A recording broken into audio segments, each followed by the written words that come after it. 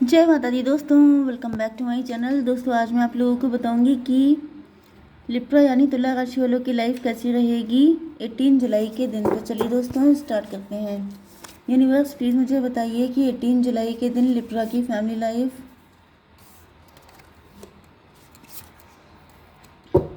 Libra की love life and marital life, universe please मुझे guide कीजिए। ओके, देखिए यहाँ पर 20 एंड 14 की एनर्जी है, नंबर है यहाँ पे आपके लिए इम्पोर्टेंट हो सकते हैं। यूनिवर्स और कार्ड क्लियर कीजिए।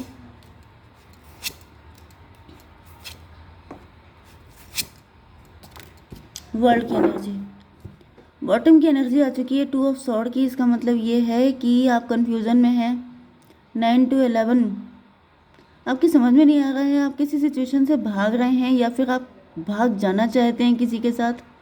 9 to 11 की एनर्जी में भी आप अपने पार्टनर के साथ भागने की प्लानिंग कर रहे हैं, क्योंकि कोई हाई प्रीस्टेस हो सकती है, कोई थर्ड पार्टी हो सकती है जो आप लोगों को एक नहीं होने दे रही है। स्टकनेस की एनर्जी है,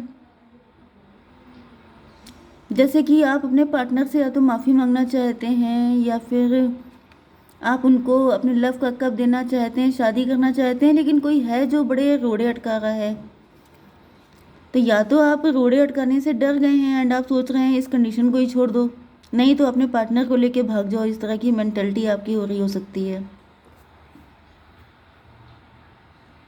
Aries, Leo, Sagittarius, Libra, Gemini, Aquarius हो सकते हैं आपके पार्टनर, जिसमें एरीज, लियो, सजिटेरियस स्ट्रॉन्ग है। No, Libra, Gemini, Aquarius strong है। तुला, मिथुन, कुंभ राशि, मेष, सिंह और धनु राशि। नंबर है आपके लिए 2, 1 एंड 21। वेरी गुड, ये तो 21 हो गया। तो देख लीजिएगा, ये नंबर आपके लिए किसी भी एंगल से इंपॉर्टेंट हो सकते हैं। ठीक है। Balance, spirituality and practicality, full moon in Pisces and queen of band. मुझे ऐसा दिख रहा है कि आप जो हैं या तो बहुत ज़्यादा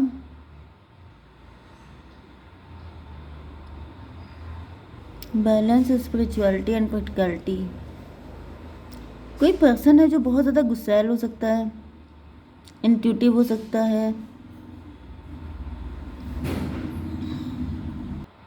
ये आप ही हो सकते हैं।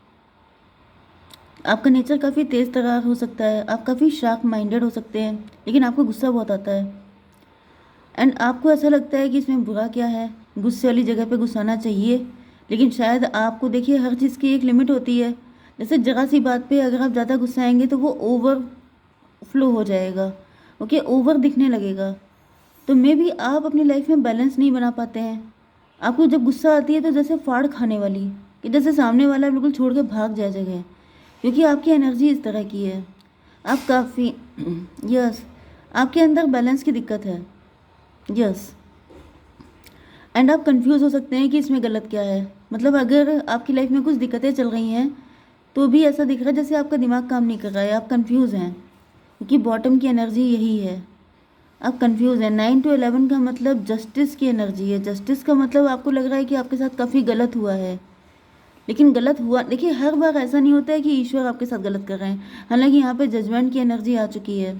कभी कभी होता है कि हम लोग खुद के दुश्मन बन जाते हैं, एंड दुश्मन कैसे बनते हैं, ये जो बैंड की एनर्जी है, यहाँ पे सॉर्ड की एनर्जी ज़्यादा है, मे बी आप ज़्यादा माइंडेड हैं। अब देखिए यहाँ पे ही आप देख रहे हैं कि एनर्जी बैलेंस में नहीं है, यहाँ पे सॉर्ड ज़्यादा है एंड बैंड की एनर्जी सिर्फ 2 है। इसका मतलब क्या हुआ, एंड यहाँ पे देखिए आपने एनर्जी नंबर देखे होंगे 2 and 1। 2 का मतलब क्या हुआ, अगर 1 1 होता तभी भी ठीक था, लेकिन 2 and 1 आने का मतलब क्या है कि कहीं पे तो आप फालतू चीज़ों पे अपनी एनर्जी ज़्यादा दे रहे हैं, काम की जगहों पे एनर्जी कम खर्च कर रहे हैं, जिसकी वजह से क्या हो रहा है कि आपकी लाइफ में फालतू चीज़ें बढ़ रही हैं एंड जो काम की चीज़ें हैं वो कम होती जा रही हैं। क्योंकि यहाँ पे मैसेज भी आपके लिए आया है, बैलेंस, स्पिरिचुअलिटी एंड प्रैक्टिकलिटी। अब जैसे अगर आप कह रहे हैं कि मैं सच हूँ, मैं जस्टिस की बात बोलती हूँ या बोलता हूँ, तो इसमें गलत क्या है, लेकिन आपको ये भी तो देखना है कि सामने वाला कितना हर्ट हो रहा है, सामने वाला कितना पेन में है। अगर ऐसा कुछ है तो आपका सच बोलना गलत है, क्योंकि अच्छा सिर्फ वो है, जैसे सत्यम शिवम सुंदरम, जो सुंदर है वही सच है, ओके, वही खूबसूरत है, वही सब कुछ अच्छा है।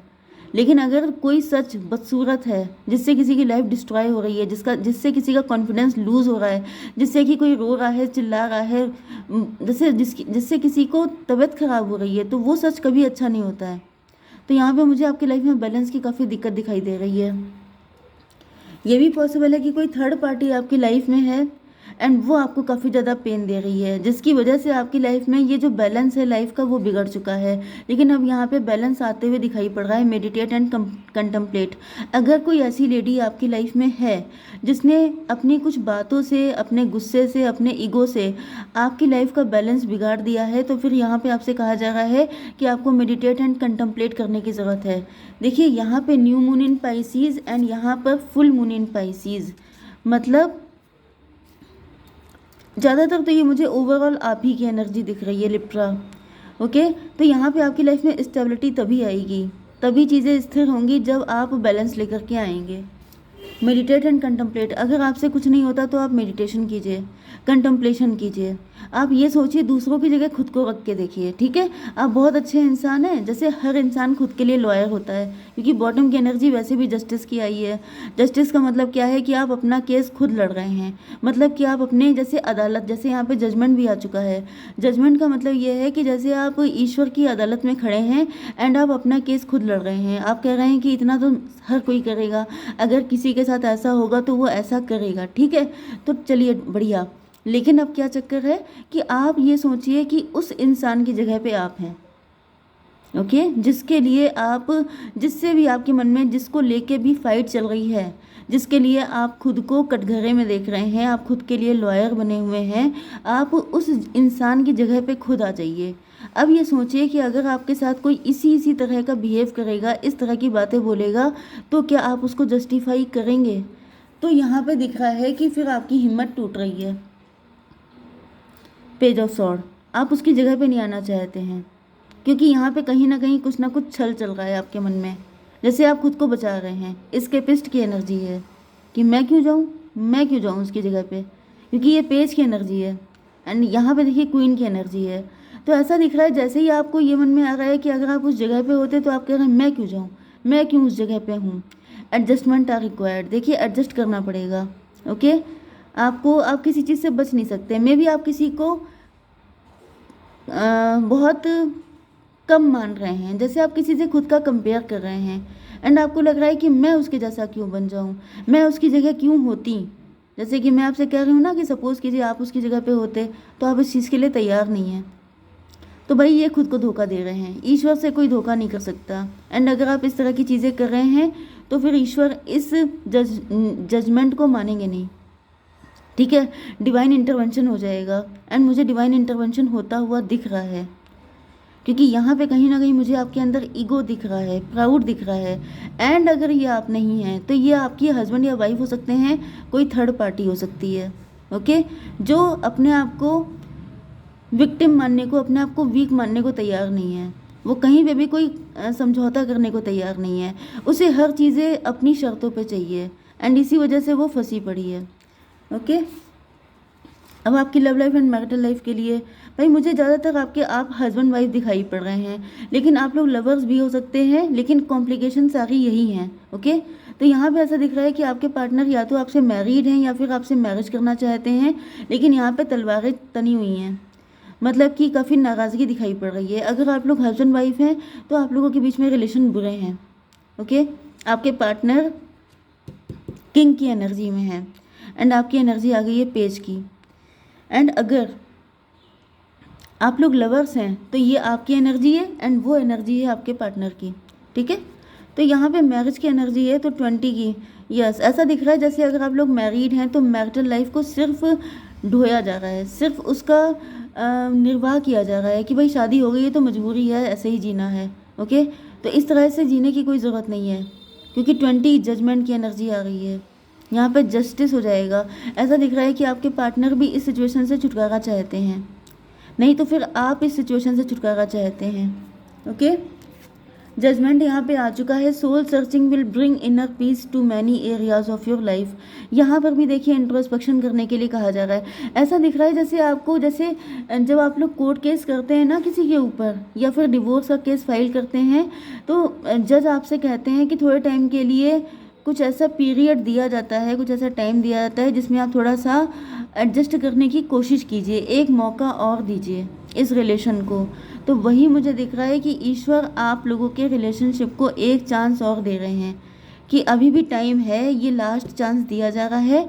इसमें अगर आप लोग एडजस्ट कर लेते हैं तो बेटर, अदरवाइज़ फिर जो डिवाइन करेंगे वो आपको मानना ही पड़ेगा।